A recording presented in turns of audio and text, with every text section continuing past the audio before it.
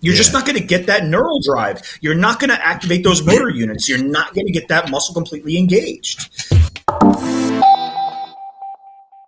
What's up, guys? Welcome back to Blood, Sweat, and Gear with coaches Skip Hill, Andrew Berry. I'm Scott McNally, and we are joined today by Phil Viz. What's going on, Phil? What's going on, guys? Good to have you, man. All of our programming is brought to you by TrueNutrition.com. Use our code THINK for additional savings. We're brought to you by SupplementSource.ca for our Canadians, STROM Sports Nutrition for those of you in the UK, and, of course, we're brought to you by you guys, the people of Patreon. Thank you very much for supporting our programming. What do we got today? We're going to talk about chest training. What did we call this, Andrew? It's like, why does my chest suck? Is that the title we're going with, right? Why does your chest suck, not mine? My chest did suck for a long time.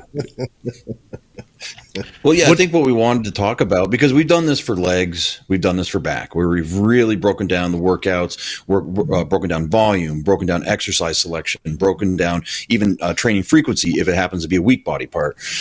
We haven't done it for chest yet, so I think it'd be a good body part to talk about. Everybody loves training chest, and I thought let's have Phil on. I know Phil is very particular about how he programs his clients' chest training or all their training, and I thought it might be a great segment. I thought people would get a lot out of it. So with that, I think, Phil, how do you program chest training? What are your philosophies? What are your theories? How do you like to set it up? Well, first off, it's great that we're talking about a topic like this, because what people don't realize is that the majority of people that get into this industry are going to run into body parts that won't grow, weak body parts, tough body parts, things like that. It's not like a lot of the pros where they grow uniformly and, hey, we're good. Most of us end up with imbalances, weaker body parts, things that we struggle with, either due to genetics or the way we learn to lift, our programming, ego. There's so many things that cause body parts to be weak. And what's actually funny? I was having this conversation with Nick Walker today. We were talking about how a lot of the people at the Olympia level, like the top pro level, they get there and they're really good. But how often do you see one of those guys who's got a really weak body part bring it up? Almost never. Yeah. And I think the reason is because they're so used to relying on their genetics that they don't know what actually grows a struggling muscle. They're used to curling beer cans and having 21-inch arms. I would never take Phil Heath's arm advice. He had bigger arms than me when he played college basketball. Yeah. So it's like it's useless to take advice from those people. So the problem is when you're kind of blessed with genetics, and I see them do this a lot too. A lot of the pros, they'll give advice or they'll coach, they'll program. And it's always the same trend. They are under the impression that it's so fucking easy because it was easy for them. Yeah. And they usually struggle for a long time to get results with people because they have to come to the realization that, okay, maybe I did have it a little easier. My genetics are awesome. Or maybe that person just trains really hard and other people don't. And then they come to this realization that, okay, what I did is not going to work for everybody else. And I think that's something that a lot of younger coaches go through. I know I did. A lot of people that I know tend to go through the phases where whatever you're doing currently as a bodybuilder, you think is the best thing. So you want everybody to do it. It's so true. And it's so true. I think we can all agree on that. You've got to mature and get past that stage where you're like that. People will say, "Oh, are you a high carb coach?" I'm a nothing coach. I do what your body says, and that's it. I'll go keto, high carb, high fat, low fat, high protein, low protein. I will do anything based on what your body tells me it needs, and I've gotten pretty good at using all methods. So I don't have a way that I coach, and I think that it takes some time for people to get through that phase where they realize, okay, what I did is not the best for everyone else. And then when you start realizing everybody's Go ahead. I cut you off. I thought I got in there. No, I cut you off. I tried to get in there. Go ahead, Andrew. Well, I think we were going to say the same things. I've already said something. You say something, Skip. Well, here's where I was going. I think the vast majority of people overtrain their chest. Convince me I'm wrong. No, you're right. I just think it's that body part where people train. I always tell people when they say their legs aren't growing, do you train your legs like you train chest? Because if there's a muscle group that you're going to train to failure and you're going to do too much volume and too much frequency, arms are up there too, don't get me wrong, but chest is there. If you're squatting and leg pressing and hack squatting and to the point where you're going to failure and someone is giving you a 4-strep, okay, cool, but that doesn't usually happen. Yet the vast majority of people, you just walk into a gym and you see guys 140 pounds and they're training into doing 4 streps on the bench. They're not doing it on much of anything else, but they're doing. So I think a lot of times too, there's a limiting component of you're not recovering because you're essentially constantly overtraining that muscle group. There's a ton of other shit in there. Stuff in there, like then you get into shoulder problems and in front delt movement. Then you have mechanics and everything else. But I think that's I see it a lot. That was my issue, was the shoulder stuff. So I was the guy, you guys all have seen this guy. He got on stage the first time, stands out there and just boom, wide because he's got the shoulders and then no chest. Initially with my technique, everything I did just went to the shoulders. And then, of course, as those shoulders got stronger, it just took more away from actually developing the pecs. And that happened for like the first couple of years, even into competing. I actually ran into that same problem throughout my entire career. And the judges started telling me, don't open up as wide as you can open up. They're like, you have more than enough width to still be wider than everybody on stage. Because what happens is I ended up having a really good chest. But my scap, I guess it's genetic. My scap has a really, really strong ability, I can open up a mile where I start. And what happens is you can literally watch my chest get flatter and flatter and flatter until it disappears. Mm-hmm. Yeah, I think that's an issue with guys that are on the taller side. I was going to say, I think that's an issue with guys like myself that are on the taller side anyway, because we have such wide clavicles and we can open our scapula up, especially if you're a longer limbed individual. Whenever you open up, your chest just flattens out anyway. But I think if you're just, because you put it this way, you're never going to see a 212 guy where you're like, oh, he's got a really weak chest when he gets in his front relax. It's rare that you can see that because they just can't spread it out the same way. The more narrow guys always have the better chests. We see that across the board because the muscle's bunched up more and, it pops out more. When you're wider, you have a lot more area to fill out. This is the same premise as like a long bicep or a long quad sweep. The smaller, shorter muscle bellies are always going to be rounder and fuller looking. People gave Phil Heath, shit for being narrow, but everything was popping like off his body, Yeah. I'll take that narrowness. I saw him once. His chest was like 10 inches off his fucking sternum, No. It was like ridiculous. So you touched on ego earlier and I think with chest training, that's a pretty predictable issue because most guys want to put up big numbers, and when you put up big numbers, typically you give up correct mechanics to do that, especially with the compound movements like the bench and the incline bench. I would even, and I don't want to get too complicated and throw too many questions at you at once, but I'm wondering what your thoughts are too on the traditional incline bench press. Whether it means to you or has the significance or the importance that it did when you started, because I'm to the point where I think they could take every 45-degree incline bench in the gym and they could just recycle them and turn them into something else. I agree. And I'm not trying to set up your answer because we obviously we could disagree on that. But I'm to the point where I think that the old school inclines are, number one, too steep. There's too much delt activity, and it's incredibly difficult to get your scapula back into the position, especially if you're wider, quite frankly. I think narrow, someone like me. Sure, absolutely. Someone who's narrow like me. I mean, I have clavicles that are as wide as the Ken doll. They're just not there. So for me to be able to I can get into people laugh because I get a peak contraction on an incline fly where someone who's wider isn't going to be able to do that, but I can squeeze the shit out of it. It feels like a cable cross. That's how narrow I am. I get it. But like with what you said about ego, that was going to be my first go-to. Usually it's ego and intensity. But intensity is kind of something that blankets across the board with most of the people that I get. Usually when somebody can't grow, and this is why I started monitoring training with clients and making them send me videos, even though it's 10 times the amount of work, because I realized that was the main factor that was keeping everybody from growing, is their ability to train hard. So now I tell everybody, go to the gym, find the biggest guy, ask him to jump in a couple workouts, tell him to put you through it, a guy that trains his ass off, because you've got to be shown that there's another level. You're not going to just go to the gym one day and go, oh, well, I'm going to train harder. What does that mean? That's really good advice, actually. Yeah. I want to touch on that. That's really good advice. And as a coach, because a lot of times when we're programming for people, we don't necessarily like someone else to give their 2 cents on what we're doing and how we're programming. But I think that's actually, hey, I don't care what I wrote down for the workout. Go find the guy that trains like a badass and go through a leg day with him. Go through a back day. Go through a chest day with him. Let him break you apart so you get out of the gym knowing, okay, that's what training hard feels like. I think that's actually probably the best advice you give anybody, any client. The first thing that I do is I see if I have another client in the area.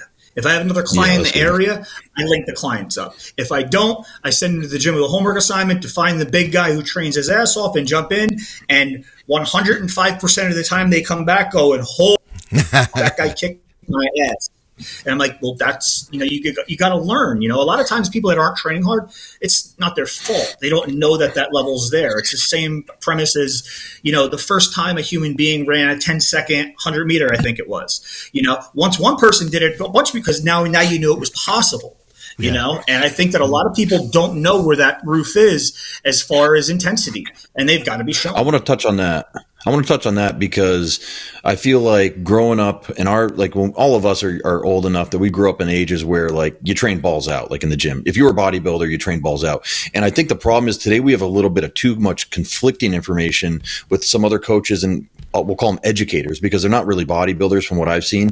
They're educators and they're showing perfect form, but it's form lacking intensity. And I think we can all think of a few that have websites and have apps, and it's like, oh, I'm learning from this guy. It's like, well, okay, yeah, technically that's great, but you're lacking the intensity that's going to help drive you into that next weight class, drive you into that next muscular phase.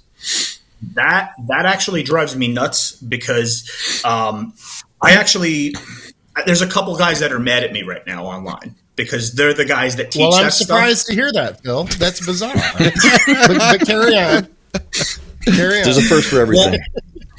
They're the guys that teach a lot of the biomechanics. And don't get me wrong, biomechanics lessons are phenomenal. If you have somebody like Joe Bennett teaching it, who trains his ass off and represents what he does and never loses sight of the intensity lesson. He makes it very clear, no matter what I show you, if you don't do this hard, it's not going to work. And a lot of the other guys were just focused on such tight form that I started getting clients when they were sending me these videos, and they're doing this diagonal row, trying to hit their low lat and squeezing. And I'm like, well, what's the main back exercise you're doing? So they send me these videos, and everything is like a snail pace squeeze, no explosion, no intensity, and I had to literally revamp everything in their head.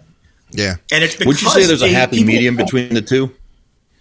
Absolutely. And I think that right. The people that are getting too caught up in the biomechanics lesson is they think that makes up for the lack of intensity, and so they don't have to do how hard stuff really should be. They don't have to suffer as much. They don't have to work as hard, because I'll just do this perfect. No, it doesn't work that way. And on the flip side, if you try to keep your form too perfect, and I've actually been talking about this online, so this is a great topic. If you try to keep your form too perfect, you're not going to be able to get the amount of intensity out that you need to get. And one thing that everybody is missing, a lot of people are missing, is called the stretch shortening cycle. Your stretch shortening cycle is a reflex whenever you reverse the motion of any movement. Andrew, you would know, I actually had this conversation with John about programming for football players, and he said that the stretch shortening cycle, or that reflex action, is the most important thing for athletes. Especially if you're an offensive lineman. I was going to say, if you're an offensive lineman, first thing, get your hands off my body. Get your hands off my body.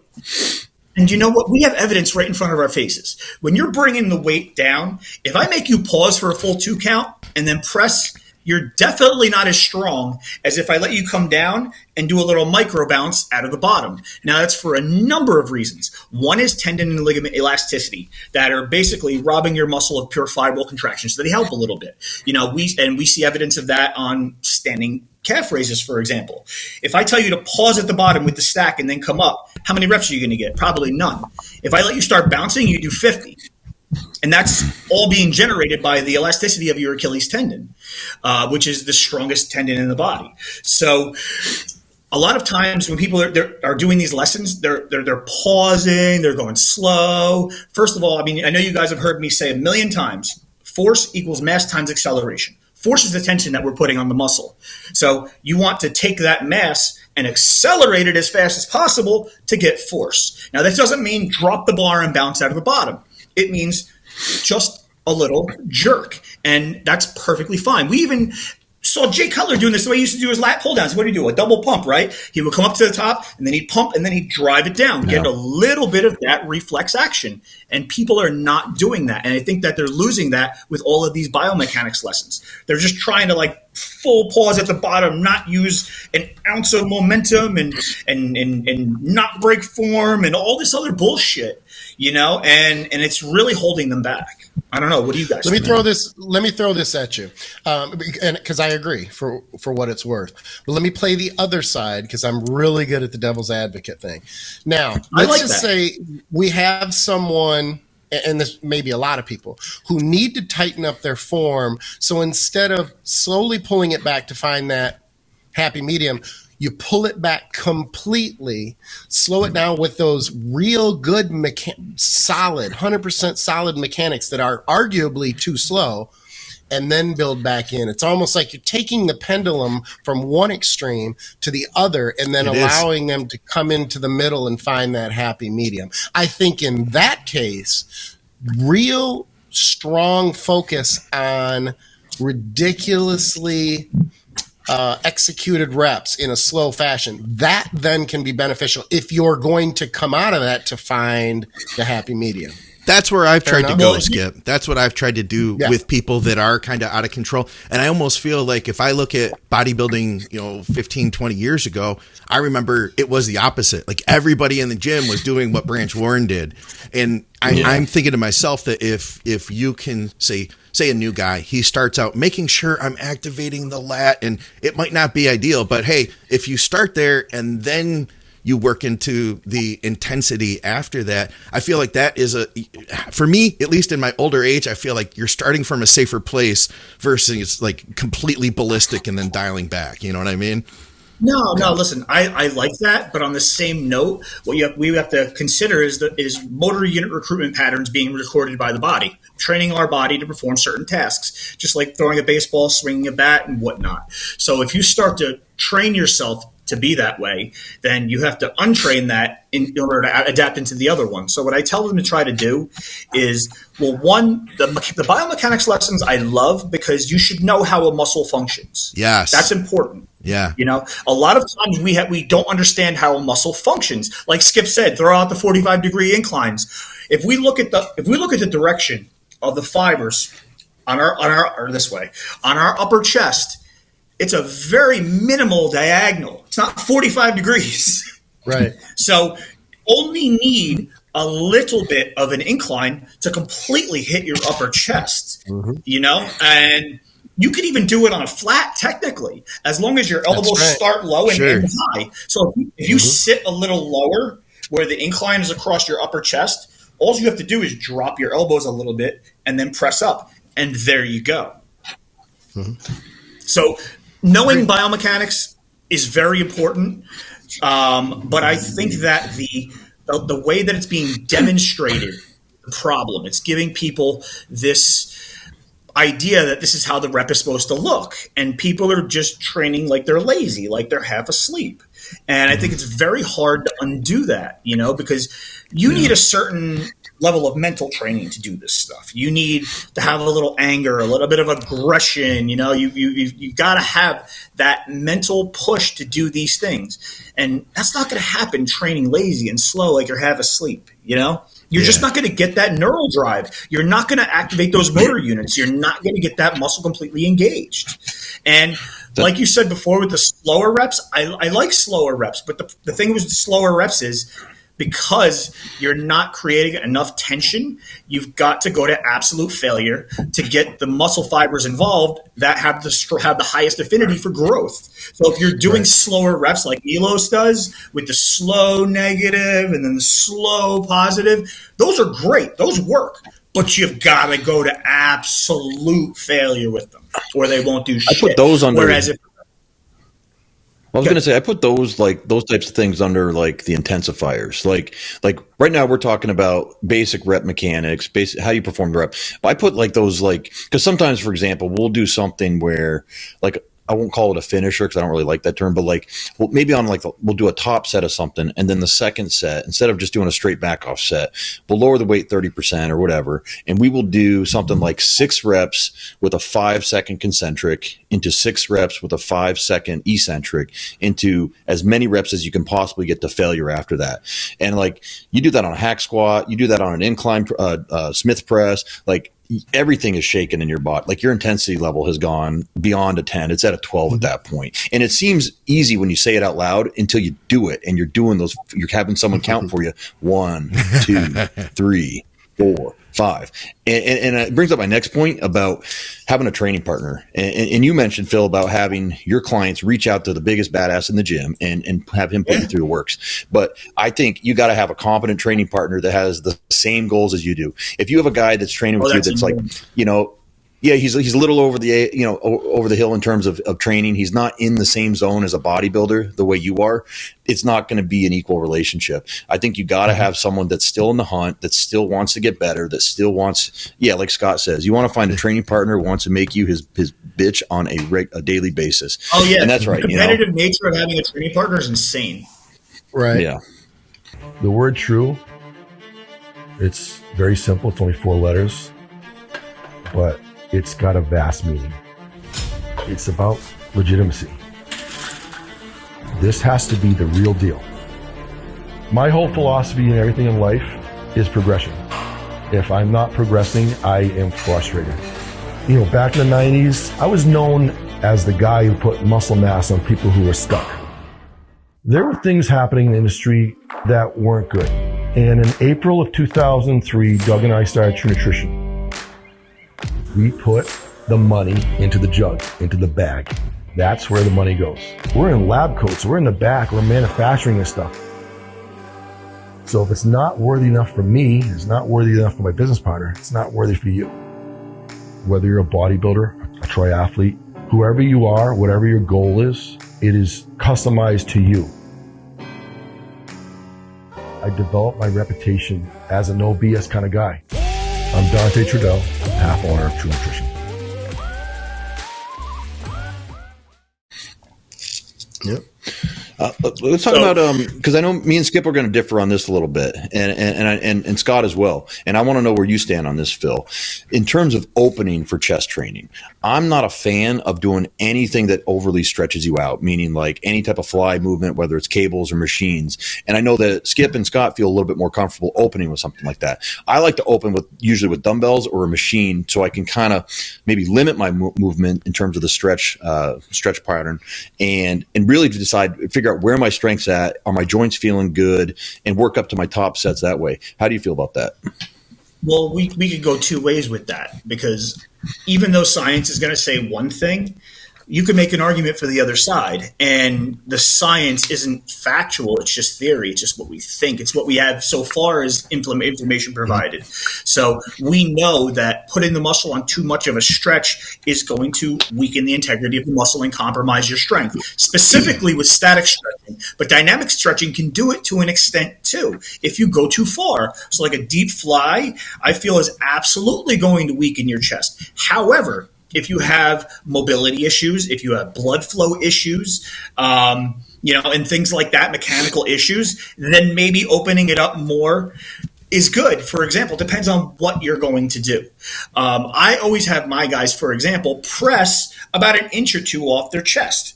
But during their warm-up sets, I have them going all the way down, because what that does is it increases your active range and prevents injury, right? Mm-hmm. So if you're too tight and you don't open it up, and then you go deep on a rep, you're going to tear your pec, Yep. So there's a safety aspect to it. There's an effectiveness aspect to it. I think there's a sweet spot in the middle, in my opinion.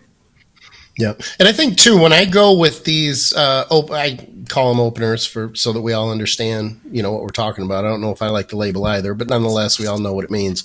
Yeah. And I'm more of pec deck, cable fly type thing. But my openers also are very light. And I'll build into the intensity, but they're very light. And when I say very light, I'm talking 3, 4, 5 warm-up sets before I'm counting anything. And I do use, I don't want to say an exaggerated range of motion, but I want, much like Phil was saying, I want more range of motion in the first exercise to make sure that there is that any other exercise is the best way I can explain this. Any other exercise afterwards, it's going to be heavy. Call it a growth stuff, type exercise, is not going to be in that range of motion. So there is an exaggerated range of motion relative to my heavier compound exercises that come after an opener. Higher reps, far more deliberate, and they're not typically to 100%. They're 90, 95. You might leave a rep or two in the tank. It's all about mechanics and activation. I think you use that word a lot, Phil, where a lot of people I was going to say it when you were done talking. Yep. And I think it's a great, and here's the other thing. Remember, I'm in a different demographic. I'm the old head of the group. So as much as I still want to train with intensity and train my ass off, I'm taking extra precautions to limit the vulnerabilities so that when I do get to the heavier compound stuff, my chest and my pec tendons and everything else, they're warm and they're ready to go. Really, the only thing I'm warming up when I get to dumbbell presses or maybe even a bench press are my elbows, because my chest and everything is in front delts and stuff. But the point being is there's a lot of blood in there already. There's much less of a likelihood that there's going to be an injury at that point when I open with those lighter, more activation, high rep, very controlled movements. Where I differ from you a little bit there, Skip, is that I don't really go for the big stretch with that warm-up exercise. For me, it's been more about, you remember I was saying, like with my shoulders, that they were so dominant. And then, after my first contest, I had a local coach and he was like, we're going to pre-fatigue, so, and I trained with him. I learned a lot, that year, because he was a guy who had been in the gym for like years longer than me. And, we started with the pec deck. And I found that once I did the pec deck, I had more blood in my chest. And then when I pressed, I was like, okay, I feel it where I'm supposed to be. You know what I'm saying? So for me, it's been something of a pre-fatigue almost, or, to help me get that mind muscle connection that I want. And then I know, Scott's with us. He had said, we had done an episode of Muscle Minds once, and he said we looked at some studies that he believes showed that there is benefit possibly to, you're going to get that activation out of the chest. It may be beneficial for growth. And for me, at least for that year, it really was. I want to say too, Andrew, it's not something I subscribe to all the time, but it will be something I use. But I don't want to overdo the stretch myself. I try to just keep the, basically pumping the blood into the pec is my whole When thing. I say I'm exaggerating it, though, I mean primarily, here's an example. I remember I said the warm-up sets. Yeah. It's more exaggerated, lighter, and as I get into my working sets, then it's not as much of an exaggerated movement. I think we got that. And when it's more of a stretch in that exercise than the rest of the exercises that follow. I guess that's what I'm trying to. So I'm glad you said that, because I want to clarify. I don't want anybody who's listening to come away from this going, "Oh, Skip said to do deep exaggerated stretching." Yeah, no. That's not what I'm saying. It's just more of a stretch with the lighter weights to make sure that range of motion, that I'm open and at nothing, I don't feel anything. I don't have any type of pain in my shoulders or in my chest. And then as that weight goes up, then they get into a little bit less exaggerated range of motion for the working sets. Yeah. That makes sense. I like what you guys both said, and I could actually tie that together. I like to explain to the listeners sometimes the intricacies of what you guys are. I know you guys know the answer to this, but listeners might not know the intricacies of this. But like Skip said, with the activation, it's very, very important. And like Scott said, with the flies, typically wider guys like me, if I start with a press, my chest doesn't fire. I can't. It just doesn't happen. I have to do some form of a fly to get my chest firing in order to make it effective. So that helps. Another thing that you said is to get blood flowing. Well, the more fluid we bring into the muscle, we create more leverage, make the muscle stronger. The muscle can lift more weight. We're going to get more stimulus, translate to more muscle growth. So it's crazy that a lot of people will start their first exercise without a pump. Like you don't want an extreme pump because that can compromise your strength, but you want a mild pump. It makes you stronger, increases the integrity of everything that's connected and everything that's working. And now you've got everything firing and now you're primed and ready to go. So the setup for your workout is very important. I feel like a lot of people miss that. Yeah. Yep. And I think too, you make a good point about the activation, and I want to piggyback off of that real quick. It's not just activation of the target muscle group. It's also activation equally left to right for the stabilizers. So if you're going to come in and bench and your lats and the muscles in your back that are going to help to stabilize and counter your pecs contracting essentially, or help to bring, pulling down the negative, rear delts, everything, they all need to be activated equally too, because if you don't, then you get into this left-right battle where you're trying, one side may not be firing more than the other, and you're also going to have, based on, and I don't want to get away from chest, but I think this is a good point, and I'll use myself as an example. I have a really hard time getting my left lat to activate prior to back. Sometimes it'll be 3 warm-up sets and I'm good on that particular day. Sometimes it'll be 8 because it's just not activating equally until, and then I know when it's time to go and then I can go. Otherwise, it feels like everything is all over the place. Well, that's a phenomenal point to make sure. And I make sure I teach this to my guys as well. It's important that you do enough warm-up sets to potentiate and get the muscle firing. And don't be afraid to do more sets. If you start your working sets before it's actually firing, you're not going to get the best set that you could possibly get, the most weight and the reps with the best form. Absolutely. So if you do 3, sometimes, listen, I've had days where I've come into squat and my mobility felt like shit and things weren't firing. I did 135 for like 10 sets of 6. Yeah. So you didn't fatigue it, but enough to make it fire. And like you said, with back as well and all the supporting muscles, I actually coincidentally, any day that I'm going to press heavy, I do a couple sets of rows to pump my back up and get everything firing, and a couple of sets of pull downs. And on the same thing with squatting, I do a couple sets of hip thrusts for my glutes. I've heard other people say that about doing some let me ask you pull downs. This. I've heard that. I've never done it. Well, do you guys do like a general full upper body pump? Not a pump workout, but like for instance, after I get my shoulders warmed up with my PT exercises I got to do, I literally go through the gamut and I get on like the Cybex machines or whatever, and I'll do like a light set of like 15 on the shoulder press, and then I'll do like some rear delts, and then I'll do some lat pull downs, and I'll do the row. Like me and my training partner, you would think we're doing like some circuit training class before we actually do our real training for those body parts. And the same thing, like you said, Phil, with the legs. Like if you saw my leg workout, you'd be like, you're in here for 35 minutes already and you haven't done anything substantial yet. And it's like, I'm 39 years old. We're all 39, 40, whatever, skip 60, but like we're all that old. And we need to take our time, because, and it's not just that we're old and that our joints suck. It's that we've also learned that to activate the muscle properly, we need to get the other muscle groups firing too. Yeah. Yep. Yeah. So I got to ask that, Phil. But so getting into the big heavy compound stuff then for chest, just out of curiosity, what are your go-tos? Like what feel really good for you for chest pressing? What do you enjoy? I know what he's going to say. He knows exactly what I'm saying. It's going to be a decline or a dip. Okay, really? The reason is because that's the direction that most of our pec fibers travel.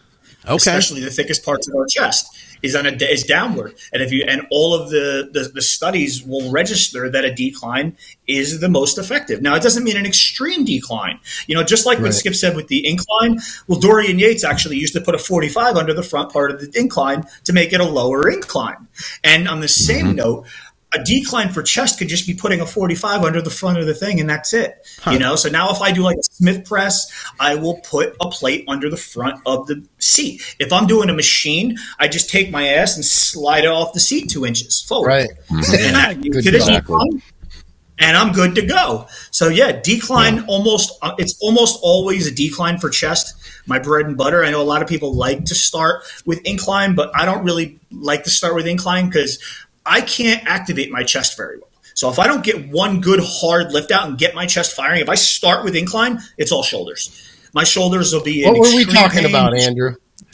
Yeah. What were we talking about prior? I said we need to talk about exercise sequence because I cannot hit incline until at least minimum second exercise, and rarely is it second. It has to be third because otherwise it's just killing my front delts.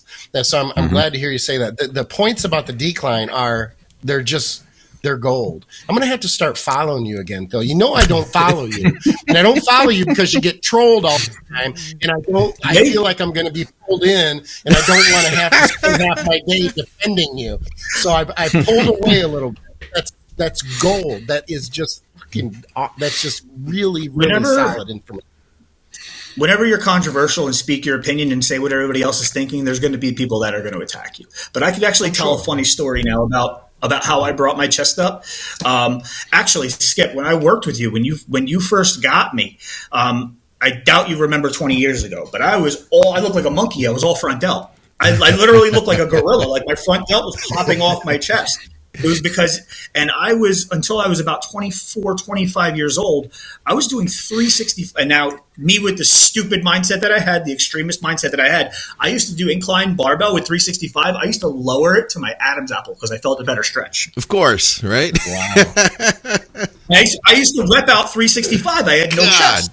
So what happened was I went to the beach with a friend one day and then we got sunburned. And we came to the gym to do chest. And guess what? I got fucking hurt.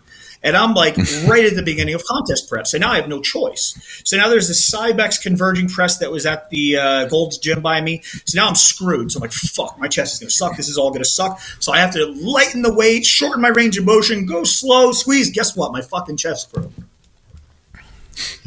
Finally, with not even half the weight that I was previously pressing, not even close to half the weight I was pressing. And my chest grew for the first time. And I just that was my first real lesson. Like, holy shit, you were lifting like an asshole this whole time. Well, part of it is because you were taught to do the hard stuff. And the incline press, every gym you go to, no matter who your coach is, if you got a coach in the 80s, 90s, 2000s, or 2010s, they programmed in some level of high incline press. And I'm happy to say I've seen a lot less of that. We're seeing like put a 45-pound plate underneath the bench, or 30% incline max instead of this other stuff. But I want to talk about real quick. I've started going to this new gym down here in Florida, and you guys are familiar with that company Alibaba, right? Yeah. Like online, right? The online company. Yeah. It's essentially the overseas Amazon. It's the overseas Amazon for Indians and Chinese. Generic THC off of there for $60. Listen. So they've gotten into the fitness manufacturing industry, and they basically done knockoffs of some pretty good pieces, like this Nautilus chest press. They do a knockoff of it. I have never felt my chest light up with the first exercise with just a plate on each side like I do with that thing. And you better believe we are using that almost every time we train chest lately. And I just can't say enough about it. And it's kind of to your point, because I don't get anything at all out of incline pressing, incline barbell pressing. Straight bar pressing, I feel it all front delts. I feel it where I shouldn't feel it. I feel like I'm going to get hurt every time I do it. So about 4 or 5 years ago, I just said, I'm not ever doing this again. It doesn't make sense. I'll do some Smith pressing. I do think you can set the Smith up the right way, but the regular barbell stuff, not happening for me. Well, if you think of the nature of a barbell press, it's already setting us up for failure because of hand position. So what happens with a lot of people, we see this with a lot of pros that have good body parts, they figure things out instinctually. They press with a false grip, right? Without the thumb. Because the second you put your thumb on the bar, you've got to rotate your elbow up and out. That puts the front delt on stretch. That activates the front delt right away. Yeah. And with an incline, your hands and your elbows have to start lower than they end. They have to end up going higher, almost like an arc, not like a straight line, in order to activate the upper chest fibers. So if your elbows are already out, then you're like way the exaggerating, but you're way the out here, and it's hitting all front delt. You need to be able to drop those elbows down and drive up. So I like it. Actually, it's funny. I showed this exercise on my social media recently. I do my incline on a shoulder press. Specifically, the selectorized hammer strength shoulder press. So what I do is I slide my ass to the edge of the seat. I just put my traps back against the bench.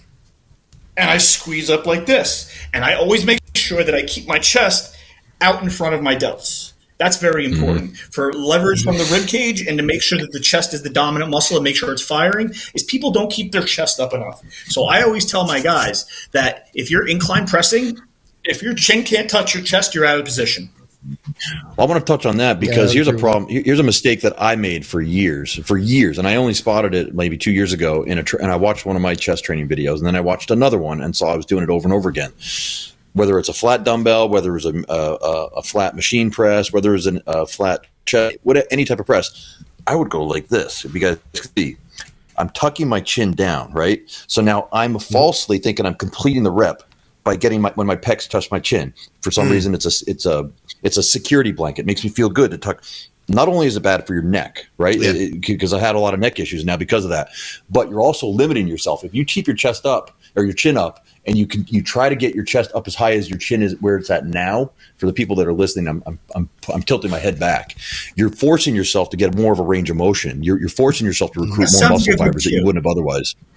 But say again? Yeah, no, that sounds like a great cue, and it makes a lot of sense. Like, these are all just cues, and one thing that everybody misses in this sport is the fact that you're not going to perform everything like the other guy that got him to work for him. Even when people would lift with me, I would say I can give you the general premise of what to do and an idea of range of motion and hand, but you ultimately have to play with it in order to get it to work for you. Like, my training partner when I was younger was 6'6", 320 pounds. So again, like that competitive thing, I was always chasing his strength because he was a monster. But he only lowered the bar halfway on pressing. But he had really long arms. But the bar was probably 8 inches off his chest. But he had a way better chest than I did. And it was because he was able to lock in and complete everything. But if he were to bring it deeper and try to copy me, it might not have been that good. So you've always got to add a level of individuality to this. You know, what works for you. Well, to dig into the minutia, we could probably go on and on. I want to throw one more. If we're to dig into the minutia, even the width of the bench plays into the mechanics as well. For sure. It would be nice. I always think to myself, I wish I would have had the foresight or the money, quite frankly, or maybe the business acumen, but whatever, to be able to manufacture equipment, especially after using equipment for so many years, because there's little minor things that I think to myself, how did they fuck this up? It's so minor. How did they not use it? Even as high as Panetta. I don't want to, it's great equipment, but there have been a couple things where, you know, you have a standing calf press as an example that can be used as a standing shoulder press too. Yet the neutral grip won't allow you to press without the handle digging in. It's a half inch. All it had to do was move it a half inch, those little things. And what I always think when I go to bench, doesn't matter where I'm at, like, why didn't they make a round, I'm going to hold up my hand here, a round, thick bench to what's actually do dumbbell presses and flies on? Yeah, that was rounded on the sides instead of flat. I saw a bench once at Strong and Shapely Gym in East Rutherford, New Jersey, North Jersey, when I was very young. And I was looking at it, staring at it, and I couldn't figure it out. I've never seen it in any other gym, even up to this day. And what happened was there was a square pad on top of the flat bench in the middle of it. And I'm like, what the fuck? Why would that be there? That's so annoying. Like, what the fuck is the purpose of this? And then one of the older guys, he goes, go to press. I'm like, how am I going to do? He's like, lay on top of it. Okay. As soon as I laid on top of it, that thing went in my lower back, pushed me out, and popped my chest out. It forced me into position. And I was like, holy shit, that's a fucking good idea. You know? Rillo did that with his benches with the arches. Did he? Arc? Do you guys say arc or arch? What's correct? I should know this. Arc or arch? I have no idea. Anyway, I barely speak English. You know what I'm talking about? The Perillo, the rounded benches. You know, years ago, he at least had the foresight to go, you know what? I'm going to round this out so that some people just don't have a choice. They have to kick their chest a little bit higher. I mean, it's not like people don't know what they're doing with the equipment. It's just that sometimes you come across, I think what it is we have trained for so long and we find those minor little things that we wish we had more control over with the equipment, and we don't. We have to make it work. One of the things that I hate most. I was going to say, what's the Dumbbell Scoop Fly that Scott Stevenson just mentioned? Have you ever tried it? He said he has a YouTube video demo. Do you guys know what he's talking about? I don't. I think he means for lower pecs. I think he means raising the Dumbbell Scoop Fly. Are you using a grip, like a false grip, or are you using a false grip with dumbbells? Maybe it's a normal grip. It's almost like an underhand straight on, I mean, you're literally here, and then you're raising it to here from underneath. People do like the low cable flies like that, and it's very odd because the direction of pull would indicate upper chest, but you end up getting a better lower chest contraction. So it's one of those weird things. I can't really explain it or work it out, but Oh, here we go. It's a great exercise. This is a low incline cross cable scoop fly. I'm not sure if this is what he's talking about because he said dumbbells, didn't he? I know what he's going to do. No, I think I said dumbbells. Oh no, he did. He did say dumbbell. But Scott, is this? Well, you can use dumbbell. Okay. Looking all jacked there in the short shorts, Scott, in the Fortitude training shirt. Yeah, see how he's starting low and oh wait, is he doing a circle? Yeah. It's more of an arc. Oh wait, no, I think he is doing a circle. Yeah. Oh, you're right. He is doing a circle. He is. Yeah. I mean, got a little jam going on. If I were to work it out, I would say that he's trying to distribute stress across all the fibers. I honestly am not too sure of it, to be honest. Yeah, I'd love to hear an explanation. I'm going to try these. That's wild. I'm going to try these on Friday. Looks like he's doing a muscle round on it too. Okay, I see now. Okay, he's coming. Yeah, I see what he's doing. I actually, and I haven't done anything like this, but I thought he was coming up the same, like the hands were traveling same way he's coming down, path coming back up. Yeah, and I'm thinking, man, my front delts would be gone after three reps. Yeah, but he's not. He's kicking them out and bringing them up. I see what he's doing, and then bringing it down. This looks interesting. Yeah. I know better than to question Scott because he's always going to throw something well, at you that's a good point. Yeah, and that you didn't know. Like even I texted him today and he threw something at me that I fucking didn't know, and I'm like, Jesus Christ! I mean, you just opened up a can of worms because now you just opened up this whole thought process, and he always finds it funny, But when he says something, I'm if I don't agree, I'm immediately thinking, where did I go wrong?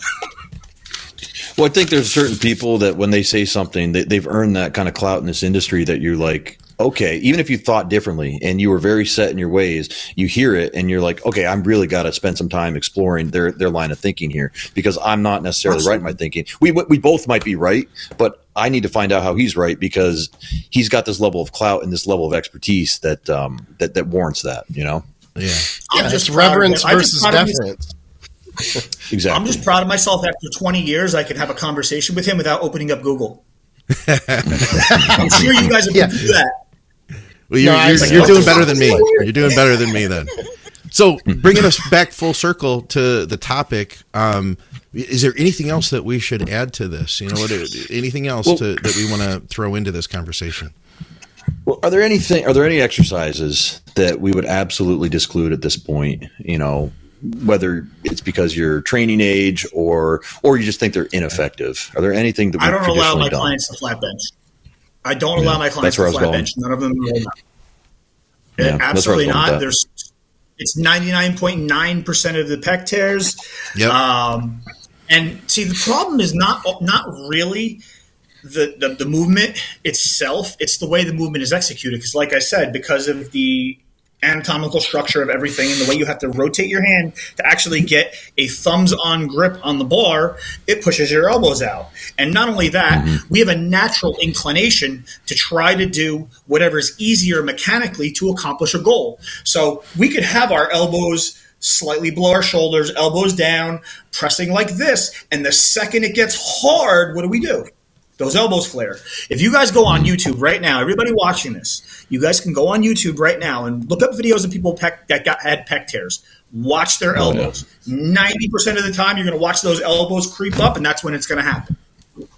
Yeah, but there's also – I don't disagree with that, but there's also almost always way more weight than they need to be moving, too. There's also that. Yeah. I mean, and I'm with you with the bench. I will still use it I don't use it frequently, but if I use it, it's to close with, because at that point, I just feel like I'm bringing in my lats, I'm bringing in my tris, I'm bringing in my shoulders, and I'm just trying to pound and still have to control as far as stabilize at the end. And of course, the poundages are incredibly limited, and so are the reps usually. Yeah. So, the alternative is, which I think most people do, is if you're going to finish and you're borderline fried, you're usually going with a machine, and then you don't have to deal as much with stabilizing. And, I'm not an anti-machine. I'm not anti-free weight. They both play their part. But I would rather finish with something that I have to stabilize with. And dumbbell presses, I don't know about you guys, but I'm going to get 4 reps. I don't care if they're 50s. So there just isn't much left to take. This is actually really funny that you brought that up, because, again, you touched on something that I uniquely do that I don't necessarily program. And I'm going to take it one step further from you. I don't do a flat barbell press. What I like to finish my chest with is either Bosu ball push-ups, or I'll get a body bar. I'll line one up straight. I'll grab the other bar, put it on top of it like a cross. Then you really got to stabilize so you don't fall over. Yeah. And I do push-ups on it.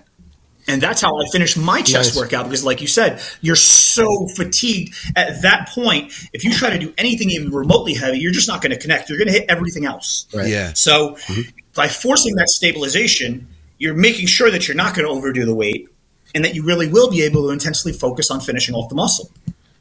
Scott added too, he said, I think nearly every case study in the literature documenting a pec tear with resistance training cites the flat bench. So I'm going to go a step further and say we don't need Dr. Scott on this one, because, like you said, you go on YouTube, or even I'll give you in my gym in Vermont. One of my training partners in Vermont sent me a video just the other day of a kid putting 5 plates on the bench. He was spotting him, and someone was videotaping. First rep, too heavy. Boom, pec tear, done. And the kid was messaging me, what do I do about this? And, can I just put a little BPC in? I'm like, dude, you need to go see a surgeon, like ASAP. Like, that looks like a tendon. Yeah. That looks like you ruptured the tendon. It looks like you're done training chest for a good year now. Yeah, but you know what I like? You know what I like in the home gym, because I'm kind of limited. I like that idea, by the way, Phil, with the Bosu ball. I could see doing that in the home gym. I'll do the same as you were saying, Skip, like using a barbell at the end where I'm not going to be really doing crazy weight. And I picked up one of those Elite FTS shoulder saver pads, so it's like this big around and goes around the bar, so it kind of stops you short. And I can literally just bring the bar down, rest it on my chest, and then I'll basically do like almost like a dead stop.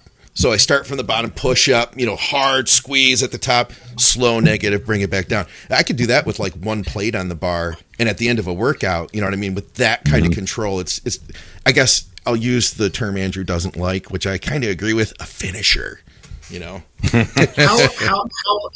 complex do you guys want to get? Because I apply things like this to clients who have weaker body parts that won't come up. Because a lot of times what I find is that people with very strong body parts, they connect like hell. Sure. I remember when I was training Rami. When I was training Rami in Connecticut for a couple of days, he was starting with 1 plate on Smith Incline, and he's grimacing. I'm like, you feel that? Like, he's like, yeah. Like, I put him on hack squat, 1 plate. By the 5th rep, he's making faces. And even though he's strong enough to do really heavy weight, every muscle group he had connected like the muscle was on fire. And you guys can all connect that. Like, my shoulders always grew really well.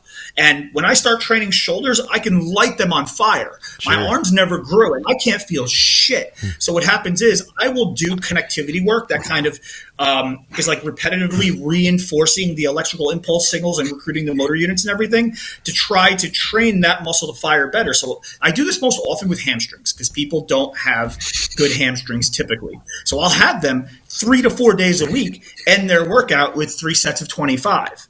No, not to do damage and nowhere near failure, just to get the muscle firing. And you guys can even test these theories out. Like, if you plan to train quads in 2 days, go to the gym and do 3 sets of 15 light, but get your quads to fire. Yeah. You come back 2 days later, they're going to just light up right away. Dude. So I feel like you increase the connectivity And that's usually one of the problems. I'm right there with you. And the way, like the thing I've called it to myself, I call it like physical therapy, almost like training that muscle just to work. That's exactly what physical therapy is. You know, working on this signal. Yeah. You're 1,000% right. That's exactly what it is. Yeah, I've had to do the same thing. And you're not going to be able to do that with heavy exercises. Yeah. Yeah, especially for, like you said, and especially if you have a strong muscle group. And that goes for every part of our bodies. You take a guy who has terrible shoulders, and guess what?